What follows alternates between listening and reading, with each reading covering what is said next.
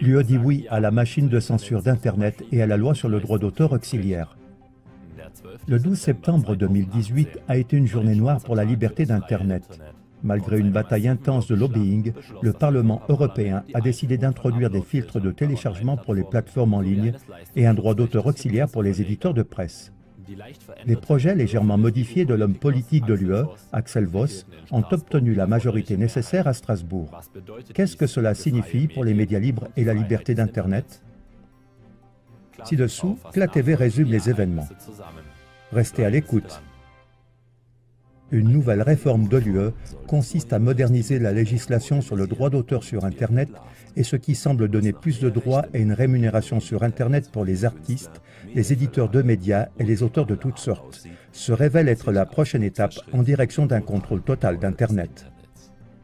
Premièrement, ce qui se cache derrière la réforme par l'UE du droit d'auteur et des termes tels que filtre de téléchargement et droit d'auteur auxiliaire. Les revenus de diffusion et de publicité des plus grands éditeurs médiatiques comme Axel Springer, ARD, Bertelsmann Co. sont en baisse depuis des années. Dans le même temps, l'intérêt pour les médias libres augmente chaque jour. En quelques clics de souris, des avis alternatifs, des rapports de témoins indépendants, des expertises gratuites du monde entier, etc. sont diffusés sur Internet et visités des millions de fois. Une véritable raison d'inquiéter les éditeurs médiatiques et les décideurs politiques de l'UE. C'est du moins ce qu'il semble. Peu de temps après la mise en œuvre de la réglementation de base de l'UE en matière de protection des données, qui restreignait massivement la liberté des médias, l'UE était déjà en train d'élaborer la prochaine réforme de la politique des réseaux. Le nouveau projet de loi de l'UE est censé moderniser le droit d'auteur dans l'Union européenne. Les revenus publicitaires sur Internet sont censés non seulement remplir les caisses des grands groupes de technologie de l'information, mais aussi payer les artistes, les journalistes et tous les créateurs pour leurs services. Les articles 11 et 13 de la réforme montrent entre autres que ce n'est qu'un prétexte pour des objectifs plus élevés. Article 11. Droit d'auteur auxiliaire. Quiconque partage du contenu journalistique a besoin d'une licence de l'éditeur. Celui qui ne l'a pas ne peut pas le partager légalement.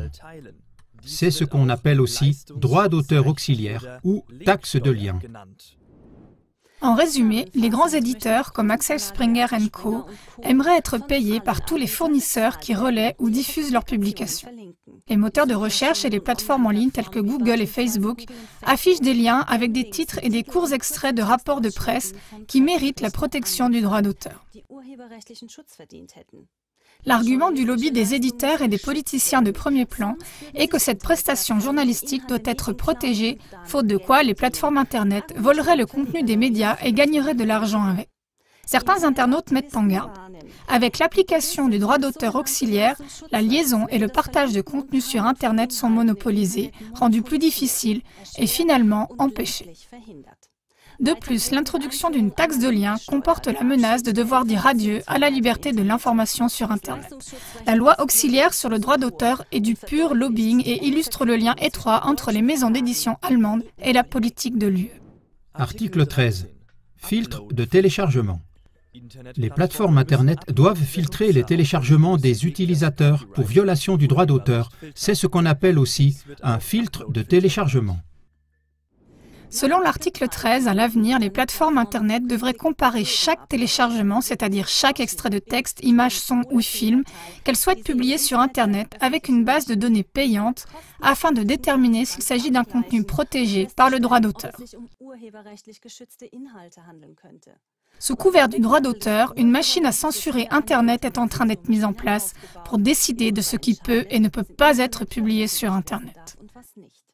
Exigence légale selon laquelle chaque publication doit être approuvée par un filtre défini par le gouvernement et l'entreprise avant d'être publiée signifie la fin de la liberté d'expression sur Internet. Les plateformes en ligne qui n'ont pas les moyens d'accéder à la base de données payantes et qui ne souhaitent pas que tous les contenus de leurs utilisateurs soient examinés par un tiers fournisseur sont disqualifiés d'avance. Un système Content ID, identification du contenu, comparable à YouTube, montre actuellement vers quoi mènent de tels filtres de téléchargement. Sur YouTube, les contenus critiques du système sont largement censurés en raison de prétendues violations des droits d'auteur et ont déjà été supprimés de ce qu'on appelle Internet libre. De plus, le taux d'erreur technique de ces algorithmes automatiques est élevé et le système peut facilement faire l'objet d'abus. Les utilisateurs dont le contenu a été par méchanceté ou erreur déclaré par un autre utilisateur comme étant protégé par le droit d'auteur devraient intenter une action en justice pour pouvoir utiliser à nouveau leur propre contenu. Deuxièmement, voici ce qui a été décidé jusqu'à présent au Parlement européen. Le 20 juin 2018, la commission juridique de l'UE a voté oui en faveur de la réforme du droit d'auteur et des filtres de téléchargement et droit d'auteur associés pour les éditeurs de presse. La réforme a été approuvée par un vote au Parlement européen. La décision de la Commission des affaires juridiques de l'UE a été suivie d'une vague d'indignation parmi les internautes et diverses organisations. Ils ont demandé que les députés européens soient contactés et que la réforme soit rejetée. Même les enfants des députés européens ont été interpellés. Une pétition en ligne contre cette machine de censure de l'UE a rapidement atteint plus de 700 000 signatures. Le 5 juillet 2018, la décision du Parlement de l'UE a provisoirement ralenti la réforme, mais ne l'a pas arrêtée. La majorité des députés ont estimé qu'il était nécessaire d'améliorer la réforme de l'UE en raison de la résistance massive de la population.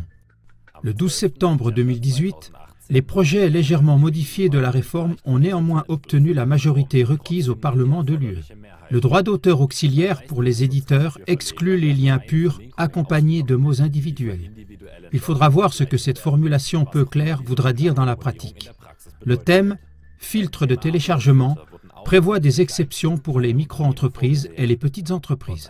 Malgré une légère atténuation, cette décision est la prochaine étape en direction du contrôle total d'Internet. L'homme politique de l'UE, Axel Voss, qui a joué un rôle majeur dans l'élaboration des propositions de réforme, accuse les opposants à la réforme du droit d'auteur de diffuser des fausses nouvelles et de passer sous silence la situation. Cette belle campagne de fausses nouvelles, qui à l'heure actuelle est menée par les grandes plateformes, avec ces mots-clés « machine de censure » ou « filtre de téléchargement » ou autre chose, ce que nous essayons maintenant de faire ici, c'est d'utiliser comme base le logiciel de reconnaissance des œuvres protégées par le droit d'auteur. Pour expliquer, le terme « logiciel de reconnaissance » est une description triviale des filtres de téléchargement, comme si une bombe nucléaire était appelée un réacteur à utilisation unique. Troisièmement, c'est ainsi que la censure sur Internet est mise en œuvre aujourd'hui.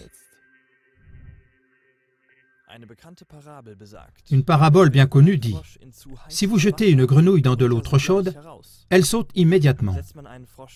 Si une grenouille est placée dans un récipient d'eau tiède, elle y reste, même si l'eau est chauffée très lentement jusqu'au point d'ébullition et donc jusqu'à sa mort. » Les frais de licence Internet progressifs, les réglementations de protection des données, les filtres de téléchargement, les droits d'auteurs auxiliaires, etc., poussent lentement la chaleur dans la chaudière de l'UE vers le point d'ébullition pour chaque informateur indépendant.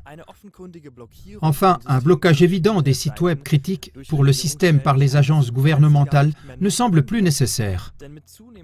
Parce qu'avec des conditions, des réglementations et des dépenses de plus en plus inacceptables sur Internet, des voies de dévoilement se taisent progressivement et apparemment d'elles-mêmes. Reste à savoir quelles étapes intermédiaires sont prévues jusqu'à la machine de censure totale d'Internet par l'UE, qui touchera alors également les petites entreprises ainsi que les utilisateurs privés ou non commerciaux.